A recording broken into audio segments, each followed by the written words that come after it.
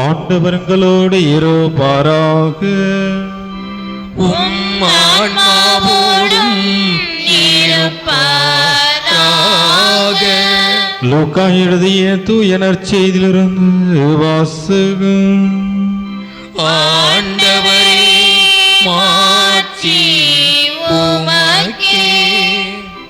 லூக்கா எழுதிய தூய நற்செய்தி அதிகாரம் 18 இறை வார்த்தைகள் 1 முதல் 8 முடிய. அக்காலத்தில் சீடர்கள் மனம் தளராமல் எப்பொழுதும் இறைவனிடம் மன்றாட வேண்டும் என்பதற்கு இயேசு ஒரு உவமையை சொன்னார். ஒரு நகரில் நடுவர் ஒருவர் இருந்தார். அவர் கடவுளுக்கு அஞ்சி நடப்பதில்லை, மக்களையும் மதிப்பதில்லை. அந்நகரில் கைம்பெண் ஒருவரும் இருந்தார். அவர் நடுவரிடம் போய், நான் என் எதிரியை தண்டிக்க எனக்கு நீதி வழங்கும் என்று கேட்டுக்கொண்டிருந்தார்.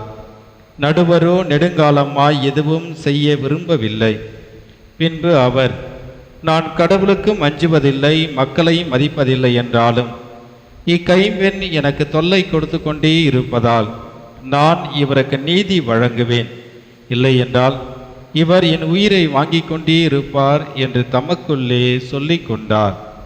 பின் ஆண்டவர் அவர்களிடம், நேர்மையற்ற நடுவரே இப்படி சொன்னார் என்றால், தாம் தேர்ந்து கொண்டவர்கள் அல்லும் பகலும் தம்மை நோக்கி கூக்கிலிடும் பொழுது கடவுள் அவர்களுக்கு நீதி வழங்காமல் இருப்பாரோ? அவர்களுக்கு துணை செய்ய காலம் தாழ்த்துவாரா? விரைவில் அவர்களுக்கு நீதி வழங்குவார் என நான் உங்களுக்கு சொல்கிறேன். ஆயினும் மானிட மகன் வரும்பொழுது மண்ணுலகில் நம்பிக்கை காண்போரு என்றார். ஆண்டவரின் அருள்வாக்கு. கிறிஸ்துவே, உமக்கு புகழ்.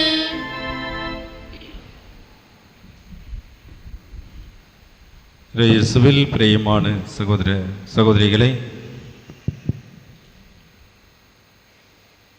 கடவுள் மீது நம்பிக்கை கொண்ட ஒரு மனிதர் அதிகமாக ஆன்மீக செயல்பாடுகளில் ஈடுபடுகிற ஒரு மனிதர், ஜெபத்தில் தவறாமல் கலந்து கொண்டு ஆண்டவரோடு உரையாடுகின்ற ஒரு மனிதருக்கு திடீரென்று ஒரு மன வருத்தம். நீண்ட காலமாக நான் ஜெபிக்கின்றேன், ஆனால் என்னுடைய ஜெபம் மட்டும் கேட்கப்படவில்லை. ஒரு துறவியிடம் செல்கிறார். கடற்கரை அருகிலே அமைதியாக தனிமையாக தியானம் செய்து கொண்டிருக்கின்ற துறவி, இருவரும் உரையாடி கொண்டிருக்கின்றார்கள். குருவே, நான் எவ்வளவு காலம்தான் ஜெபிப்பது? என்னுடைய ஜெபம் மட்டும் கேட்கப்படவில்லை. வழக்கமாக நம் இந்த வார்த்தையை அதிகமாக சொல்லுவோம், ஏன் ஜெபம் மட்டும் கடவுள் கேட்க மாட்டுறாரு. இந்த ஒரு வார்த்தையை எல்லாருமே சொல்லிட்டு இருக்கோம், ஆனால் யார் ஜெபத்தை தான் கடவுள் கேட்குறாருன்னு தெரியல. அப்படி தானே? சொன்ன உடனே இந்த துறவி இவருக்கு எப்படியாவது ஒரு புரிய வைக்க வேண்டும் என்பதற்காக கடல் அருகில் இருக்கின்ற அந்த சூழ்நிலையை காட்டி முத்து எடுக்க செல்கின்ற அந்த மனிதரிடம் இவர் அழைத்து செல்கிறார். எதுவுமே பேசக்கூடாது, இவரை பார்த்து புரிந்து கொள்ள வேண்டும். அந்த முத்து எடுக்க செல்கின்ற அந்த மனிதர்கள் ஒரு முறை செல்கிறார்கள், முடியவில்லை. மீண்டும் வருகிறார்கள், மீண்டும் செல்கிறார்கள், முயற்சி செய்கிறார்கள், கிடைக்கவில்லை. மீண்டும் சென்று கிடைக்கும் வரை அவர்கள் முயற்சி செய்து கொண்டே இருக்கின்றார்கள். இதை அவரிடம் காட்டுகின்றார். இந்த மனிதர்கள் முத்து எடுப்பதற்காக எவ்வளவு நேரம், எவ்வளவு காலம், எத்தனை முறை இவர்கள் முயற்சி செய்தார்கள்? இவர்கள் எத்தனை முறை வெற்றி கண்டார்கள்? தோல்வி அதிகமா வெற்றி அதிகமா என்று கேட்டவுடனே ஒரே ஒரு முறை மட்டும்தான் வெற்றி, பல முறை தோல்வி. ஆனால் இறுதியாக அவருடைய இலக்கு நிறைவேறியது. அவர்களுக்கு கிடைக்க வேண்டிய முத்து கிடைத்தவுடனே மகிழ்ச்சியோடு வந்தார்கள் என்று அந்த ஆன்மீகவாதி சொன்னவுடனே குரு தெளிவாக சொல்கிறார், நாமும் ஜெபிப்பதை விட்டுவிடக்கூடாது, தொடர்ந்து ஜெபித்து கொண்டே இருக்க வேண்டும், கிடைக்கும் வரை ஜெபித்து கொண்டே இருக்க வேண்டும், விடாமுயற்சியோடு நாம் ஜெபித்து கொண்டிருக்க வேண்டும் என்று அவருக்கு ஒரு அறிவுரை கூறி அனுப்புகிறார்.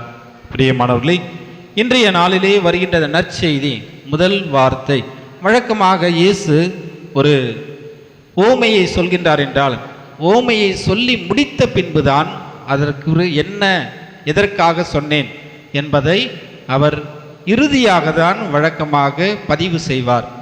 ஆனால் இன்றைய நாளிலே வருகிற இந்த நற்செய்தியானது தொடக்கத்திலே முதல் வார்த்தையிலே தலைப்பை அவர்களுக்கு கொடுத்து விடுகின்றார். எப்படி ஜெபிக்க வேண்டும், விடாமுயற்சியோடு இருக்க வேண்டும் என்பதற்காக இந்த ஓமையை சொன்னார் என்று முதலிலே அந்த தலைப்பை அவர் சொல்லிவிடுகின்றார்.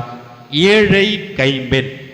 முதல் வார்த்தை, இந்த ஏழை கைம்பெண் என்றால் சமுதாயத்தில் ஓரங்கட்டப்பட்டவர், எந்த விதமான உதவியும் கிடைக்காத ஒரு மனிதர், தனிமையாக வாழ்கின்றவர், யாரும் இவரை கண்டு கொள்ளாமல் இவருடைய தேவையை தானாக பூர்த்தி செய்கின்ற ஒரு மனிதர், எவ்வளவோ கஷ்டங்கள் வேதனைகள் துயரங்களை எல்லாம் சந்திக்கின்ற ஒரு மனிதர், சமுதாயத்திலே வாழ அருகதை இல்லாத ஒரு மனிதராக தன்னையே பல முறை நினைத்து கொண்டு வாழ்க்கையிலே வாழ்வதற்கு ஒரு மிகப்பெரிய ஒரு போராட்டத்தை சந்திக்கின்ற ஒரு மனிதர் தான் கைம்பெண். இந்த கைம்பெண் ஏறக்குறைய ஒரு 3 விதமான சவால்களை சந்திக்கின்றார். ஒன்று, அவர் ஒரு பெண். யூத சமுதாயத்திலே பெண்களுக்கு மதிப்பில்லை, ஏற்றுக்கொள்ள முடியவதில்லை, பொது இடங்களில் பேசக்கூடாது, அவர்கள் பொது இடங்களிலே அதிகமாக மக்கள் ஆண்கள் அதிகமாக இருக்கின்ற பகுதிக்கு வரக்கூடாது. இவ்வாறாக பலவிதமான இந்த சட்டதிட்டங்கள் இருக்கின்ற அந்த இடத்தில் இவர் ஒரு பெண் என்பதை அங்கே உணர்கின்றாள். இது அவருக்கு முதல் சவாலாக உள்ளது. இரண்டாவதாக, கணவனை இழந்தவர்.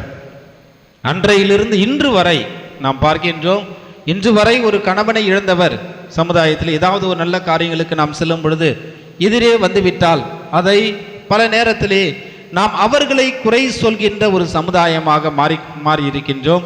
அதுவே தான் இயேசு வாழ்ந்த காலத்திலும் அவர் குறிப்பிடுகின்றார், கைம்பெண், கணவனை இழந்தவர்.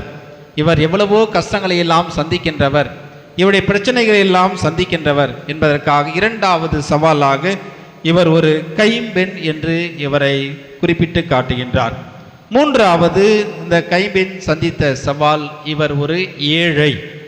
எதற்கும் வாழ்வதற்கு பொருள் இல்லாத ஒரு மனிதராக அவர் கஷ்டப்படுகின்ற அவர் நிலையை காட்டுகின்றார். கைம்பெண் என்றால் கஷ்டப்படுகின்ற ஒரு நிலை. அதுதான் இயேசு மிக அழகாக சொல்கின்றார். அங்கே ஏழை கைம்பெண்ணுடைய காணிக்கையை அவர் அங்கே உயர்த்தி காட்டுவார்.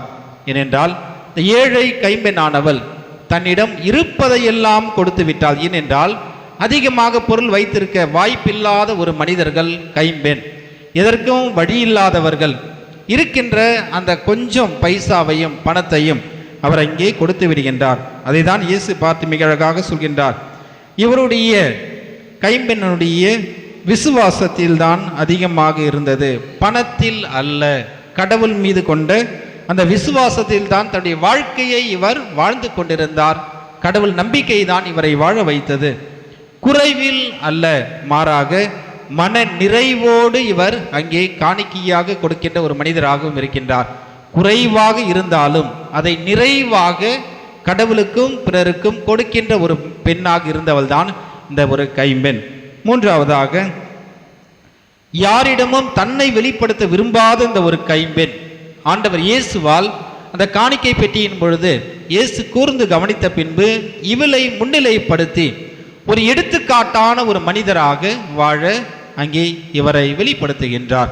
இந்த உலகத்திலே நல்ல மனிதர்கள், எடுத்துக்காட்டான மனிதர்கள், இந்த உலகத்திலே நல்ல மனிதர்கள் இருப்பதினால் எந்த விதமான ஒரு பயனும் கிடையாது. எல்லாருமே நல்லவங்க தான். மற்றவங்கள தொல்லை செய்யாதவரை, மற்றவங்களை டிஸ்டர்ப் பண்ணாதவரை, பிரச்சனை இல்லாதவரை எல்லாருமே நல்லவர்கள். ஆனால் நல்லவர்கள் இருப்பதினால் இந்த உலகிற்கு ஒரு பயனும் அல்ல. இதையும் கடந்து ஒரு மனிதர் எடுத்துக்காட்டான ஒரு மனிதராக இருக்க வேண்டும். எல்லாமே நல்லவர்கள் தான். ரோட்டில் போகிற ஆடு மாடுலேருந்து மனிதர்கள் வரை எல்லாருமே நல்லவர்கள், யாருக்கும் தீங்கு செய்யாதவரை. ஆனால் அவர்களால் ஒரு பயனும் அல்ல, மாறாக எடுத்துக்காட்டான ஒரு மனிதராக வாழ வேண்டும். இவரை போன்று, இவளை போன்று, அவர்கள் செய்கின்ற பணியை போன்று, அந்த உதவியை போன்று நாமும் செய்ய வேண்டும் என்று ஒரு மனிதரை எடுத்துக்காட்டாக முன்னிலைப்படுத்தும் பொழுது நம்முடைய வாழ்க்கையானது ஒரு அர்த்தமுள்ள ஒரு வாழ்க்கையாக மாறுகிறது, பிறருக்கு பயனுள்ள ஒரு வாழ்க்கையாக மாறுகிறது. எனவேதான் இங்கே இந்த மறைவாக தான் வெளிப்படுத்த முடியாத அந்த ஒரு நிகழ்வை ஆண்டவர் இயேசு இவளை ஒரு எடுத்துக்காட்டாக மக்களுக்கு அங்கே விளக்குகின்றார். இருப்பதில் எல்லாவற்றையும் இவர் கொடுத்து விட்டார், இவர் தனக்கென்று வைத்திருந்தவரெல்லாம் கொடுத்து விட்டார் என்று இவர் ஒரு எடுத்துக்காட்டான ஒரு பெண்மணியாக மாறுகின்றார். பிரியமானவர்களே, இந்த ஏழை கைம்பெண் இவ்வளவு சூழ்நிலைகளிலும் அங்கே நடுவரை சந்திக்கின்றார். எதற்காக இவர் சந்தித்திருக்கலாம்? ஒருவேளை குடும்ப பிரச்சனைகள், தனக்கு வர வேண்டிய சொத்து அல்லது பொருள் ஒருவேளை வராமல் இருக்கலாம். தன்னுடைய கணவருடைய உடன்பிறப்புகள் அதை இவருக்கு கொடுக்காமல் இருந்திருக்கலாம், தடுத்து இருக்கலாம். அதனால் இவர் அந்த நடுவரை சந்திக்கின்றார். அந்த நடுவரை பற்றி இயேசு சொல்லும் பொழுது, மக்களுக்கும் மஞ்சுவதில்லை, கடவுளுக்கும். அப்போ அவர் எந்த அளவுக்கு நல்ல மனுஷனாக இருந்திருப்பார், அதுதானே சொல்லவே தேவையில்லை. கடவுளுக்கும் மஞ்சாதவர், மனிதரையும் மதிக்காதவர் வாழாமே இருந்திருக்கலாம் சமுதாயத்தில். அப்படி எதுக்கு? யாருக்கா ஒருவருக்காவது அவர் பயந்திருக்க வேண்டும் அல்லது பணி செய்திருக்க வேண்டும். இரண்டுமே இல்லாத அந்த ஒரு சூழ்நிலையை இந்த ஒரு ஏன் இயேசு காட்டுகின்றார் என்றால், எந்த அளவுக்கு சமுதாயத்தில் ஒரு மோசமான ஒரு மனிதர் தன்னை நாடி தேடி ஓடி வருகிற அந்த பெண்மணிக்கு, விடாமுயற்சியோடு வருகின்ற அந்த பெண்மணிக்கு இதை தான் இயேசு மிக அழகாக சொல்கின்றார். நண்பன் என்றும் பாராமல் தொல்லையின் பொருட்டாவது என்ன செய்வார்?